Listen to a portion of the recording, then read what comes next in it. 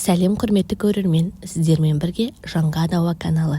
Пайдалы ақпарат өткізіп алмас үшін каналға тіркеліп, лайк басып, пікір қалдыра кетіңіз. Тамақ ауырғанда көбіміз дәрі ішіп, әртүрлі сорғыш дәрілерді қолданатынымыз сөзсіз.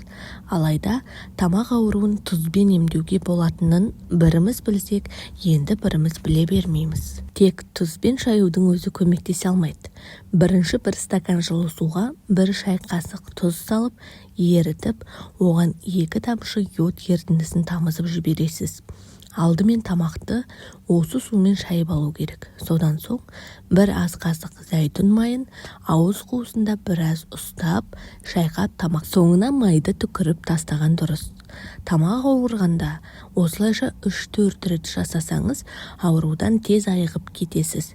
Адам тұмауратқанда тек тамағы мен басы ауырып қана қоймай, оған мұрынның қосылатыны да жасырын емес. Мұрыннан су ағып бітелгенде 3-5 тамшы алоэ шырынына осындай көлемде бал салып араластырып, күніне 4-5 рет тамызып отырасыз. Сонымен қатар тұмауратқанда мұрыннан су ақпай құрғақ күйінде өтетін болса, күнжіт майын 2-3 тамшыдан тамызған пайдалы.